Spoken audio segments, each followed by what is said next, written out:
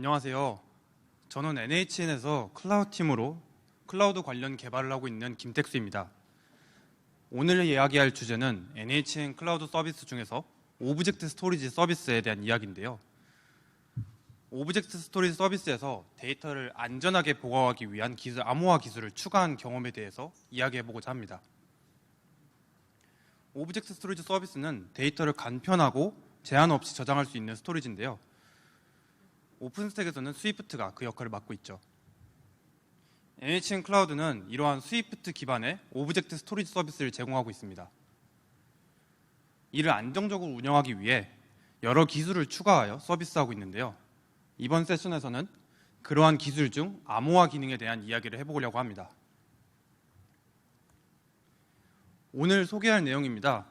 우선 스위프트에 대해 익숙하지 않은 분들을 위해 간단하게 스위프트에 대해서 설명을 드리고, 현재 스위프트에서의 암호화는 어떻게 이루어져 있는지, 그리고 NHN 클라우드 서비스에 추가된 암호화 기능은 어떻게 다른지 이야기할 예정입니다.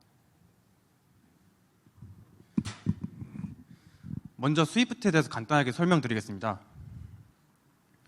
스위프트는 오브젝트 단위로 데이터를 쉽게 저장할 수 있는 오픈스택 컴포넌트 중 하나인데요. 그 구조를 짤막하게 말씀드리면 스위프트는 오브젝트 단위로 데이터를 보관하기 위해 어카운트로 프로젝트를 구분합니다. 어카운트는 오픈스택 내에서 흔히 사용하는 테넌트마다 존재하고, 그렇기 때문에 한 어카운트에 여러 명이 사용하는 형태로 되어 있습니다. 어카운트 아래에 컨테이너 개념이 있고, 그 컨테이너에 오브젝트를 업로드하는 구조로 되어 있습니다. 컨테이너는 오브젝트들의 묶음이고, 컨테이너마다 오브젝트 관리에 대한 설정들을 추가할 수 있습니다. 예를 들면 오브젝트를 일정 기간 뒤에 자동으로 삭제해주는 버전 수명 주기나 이전 버전을 자동으로 보관해주는 버전 관리 설정 등이 있습니다.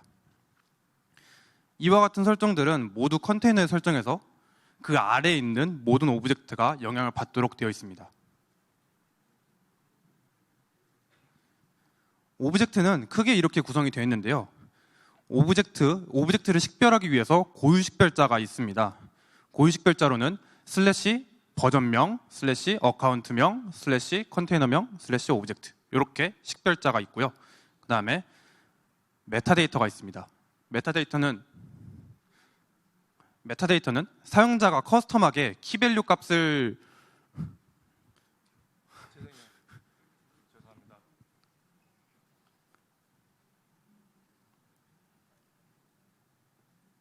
네, 됐습니다. 네.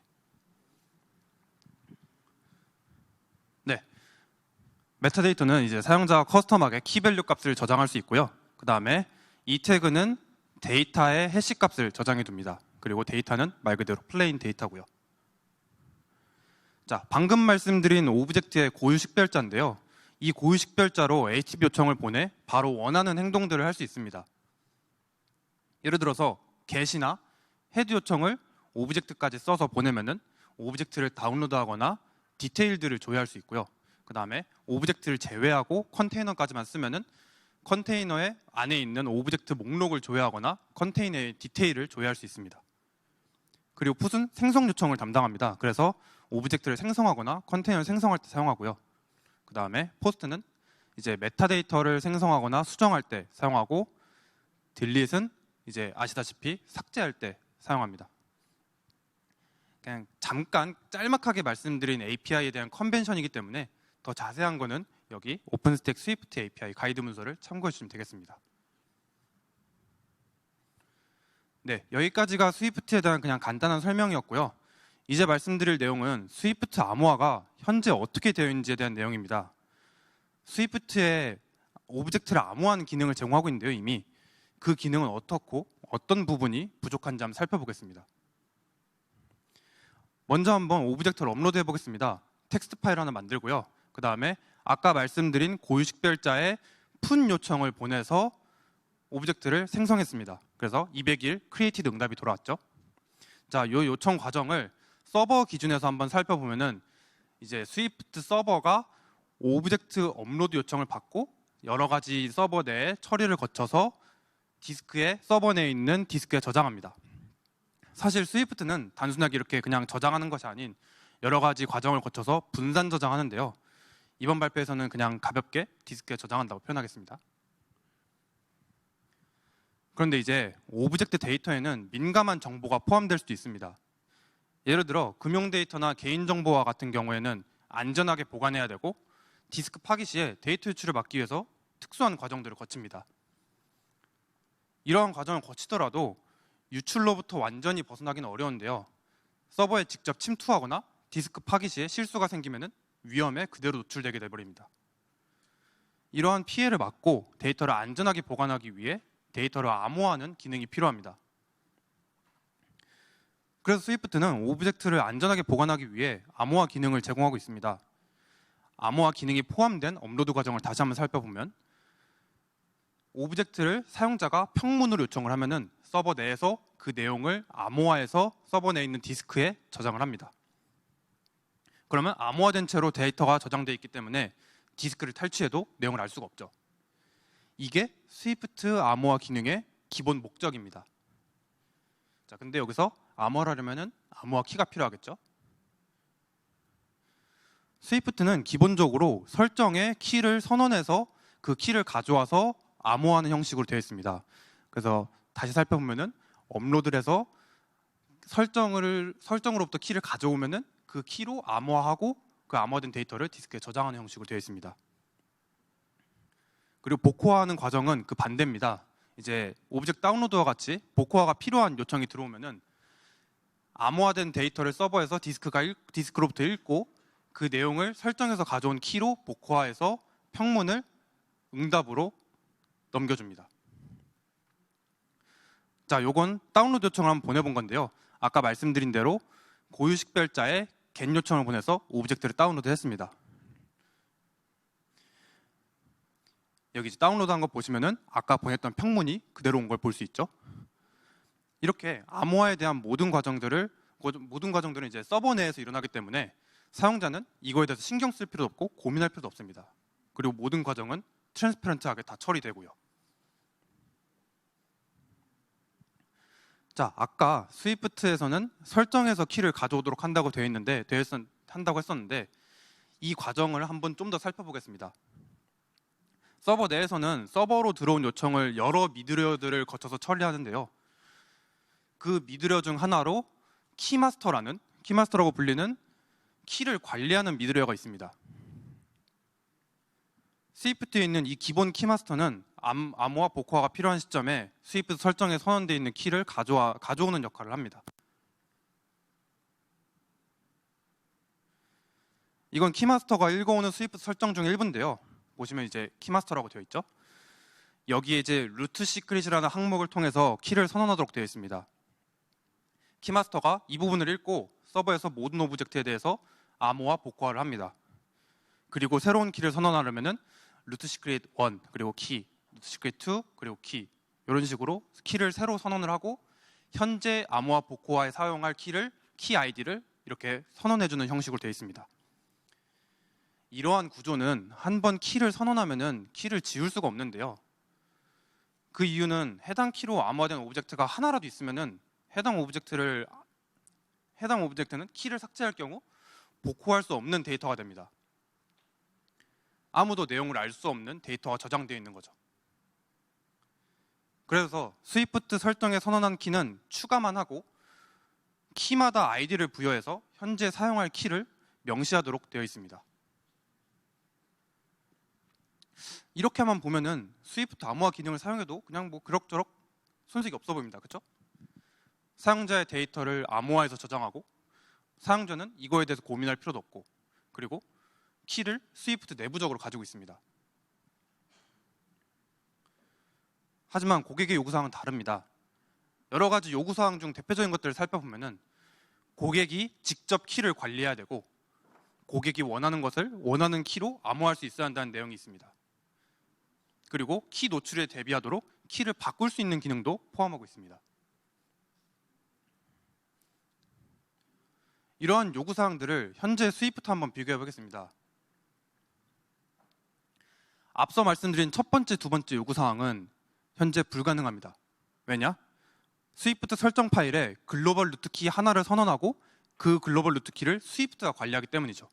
그래서 키 관리를 사용자가 직접 하는 것도 안 되고 원하는 것을 원하는 키로 암호하는 것도 안 됩니다. 한 가지 루트 키로 모든 것을 암호화 복구하기 때문이죠. 그리고 세 번째, 키 노출에 대비하도록 변경 가능하다는 요 요구사항도 현재 스위프트에서는 안 됩니다.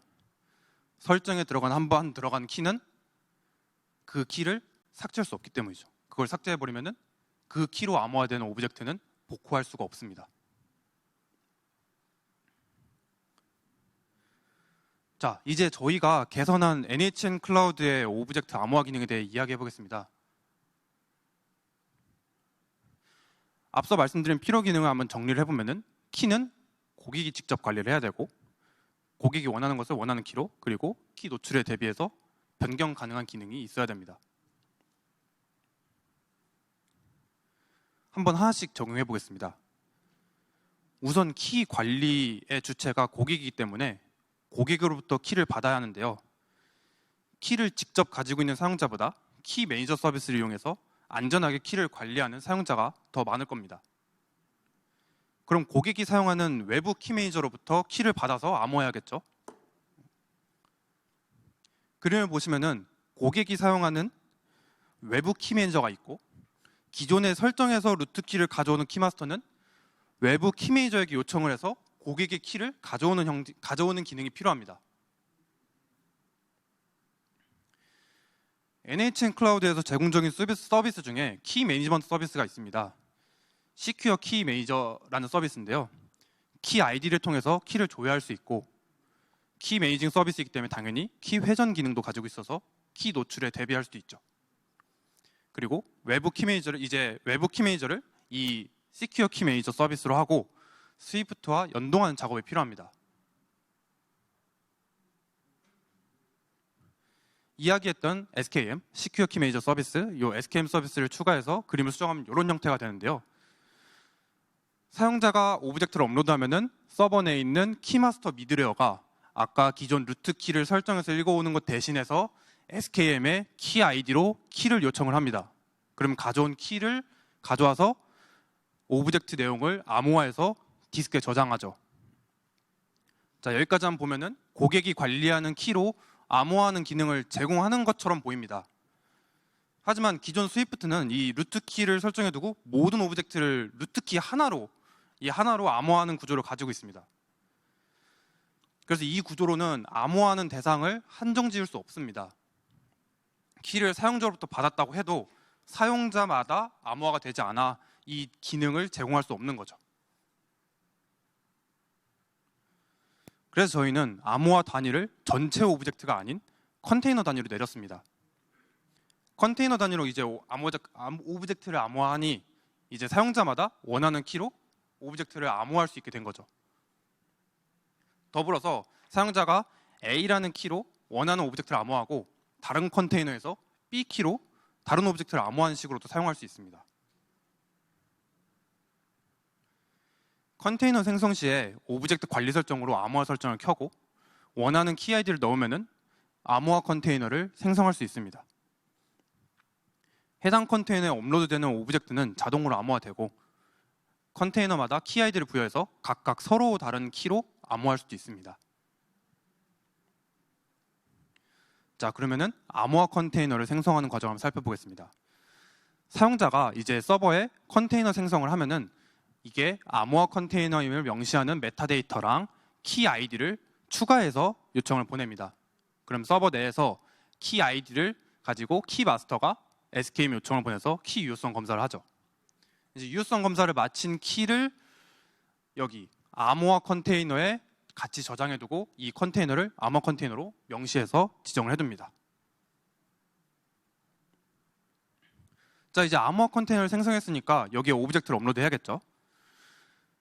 오브젝트 업로드 요청이 들어오면은 서버 내에서 똑같이 키마스터가 SKM에 요청을 하는데 이번에는 이 컨테이너 정보에 들어있는 키 아이디를 가져와서 키마스터가 SKM에 키 정보를 요청을 합니다.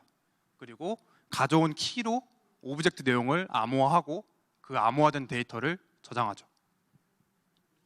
이렇게 하면은 기존 스위프트 암호화 구조와 유사하지만 고객의 요구사항을 충족하여 더욱 유연한 암호화 기능을 제공할 수 있습니다.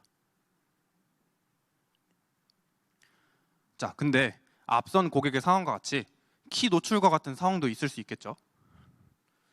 이럴 때에는 보안을 위해 노출된 이전 버전의 키를 삭제해줘야 됩니다. SKM 서비스에서는 키 회전 기능을 제공해서 새로운 버전의 키를 생성하고 이전 키를 삭제할 수 있습니다. 여기서부터 문제가 생기는데요. 기존 스위프트 암호화 구조는 이전 키로 암호화된 오브젝트 때문에 한 번 암호화에 사용한 키는 영구적으로 가지고 있어야 됩니다. 이걸 삭제해버리면 영영 복구할 수 없는 더미 데이터가 되기 때문이죠. 그래서 암호화 컨테이너의 오브젝트가 같은 키 아이디로 암호화되어 있는 것을 유지하기 위해서 새로운 버전의 키로 재암호화가 필요합니다. 새로운 키 버전이 있으면 해당 키로 다시 오브젝트를 암호화하는 거죠. 자, 재암호화를 하기 위해서는 앞선 그림에서 추가적으로 준비 과정이 좀 필요한데요. 우선 키 버전이 바뀌었는지를 확인하기 위해 마지막 키 버전을 저장해야 합니다. 그래서 사용자로부터 암호화 컨테이너에 어떤 요청이든 들어오면은 키를 조회할 때 최신 키 버전을 가져와서 컨테이너 정보에 저장해 둡니다. 그리고 오브젝트가 재암호화가 필요한지 확인하기 위해서 오브젝트를 암호화할 때 어떤 버전의 키로 암호화를 했는지 같이 오브젝트에 저장을 해둡니다. 자, 준비 과정을 마치고 이제 실제로 키 회전이 일어나서 최신 키 버전이 달라지면은 이런 과정을 거칩니다. 이제 실제로 키 버전이 달라져서 최신 키가 새로 생긴 이후에 오브젝트를 업로드하게 되면은 똑같이 오브젝트가 업로드돼서 서버에서 키마스터가 키 아이디로 최신 키 버전을 조회하죠. 그리고 가져온 키로 오브젝트를 암호화합니다. 여기까지는 앞선 내용이랑 같은데요. 여기서 서버에서 키 버전이 만약에 최신으로 바뀌어진 것을 감지하면은 데몬에게 재암호화 요청을 합니다. 그럼 이제 데몬은 이 요청받은 암호화 컨테이너에 대해서 재암호화를 진행합니다. 암호화 컨테이너 내에 오브젝트를 모두 순회하면서 오브젝트에 저장되어 있는 키 버전과 비교해서 이전 버전의 키로 암호화되어 있는 오브젝트를 다시 암호화합니다. 자, 그러면은 이거 모두 재암호하는데 오래 걸리는 거 아니냐, 비용이 비싼 거 아니냐, 이런 생각이 들 수 있는데요. 그래서 스위프트는 키 랩핑 구조를 사용합니다. 키 랩핑 구조는 우리가 사용할 키 그리고 오브젝트 사이에 바디 키를 하나 더 두는 건데요. 처음에 이 랜덤하게 생성한 바디 키로 오브젝트를 먼저 암호화합니다. 그리고 이 바디 키를 우리가 최종적으로 원했던 키로 암호화합니다. 그러면은 우리가 원한 키로 오브젝트를 암호화한 것과 같은 효과를 볼 수 있겠죠. 자, 그러면은 이게 어떨 때 좋냐? 이제 굉장히 덩어리가 큰 오브젝트가 왔을 때 이것을 재암호화하는 데 굉장히 빛을 발합니다. 자, 똑같이 이 덩어리가 큰 오브젝트를 랜덤 바디 키로 암호화를 하고 이 랜덤 바디 키를 시크릿 키로 암호화를 해뒀습니다. 그리고 여기서 새로운 키로 재암호화 요청이 오면은 여기 중간에 있던 바디 키만 재암호화하면은 우리는 새로운 키로 이 오브젝트가 안전하게 암호화되어 있다고 생각할 수 있겠죠. 그래서 이 구조는 오브젝트 사이즈에 관계없이 언제나 빠르게 재암호화할 수 있는 것을 보장할 수 있습니다.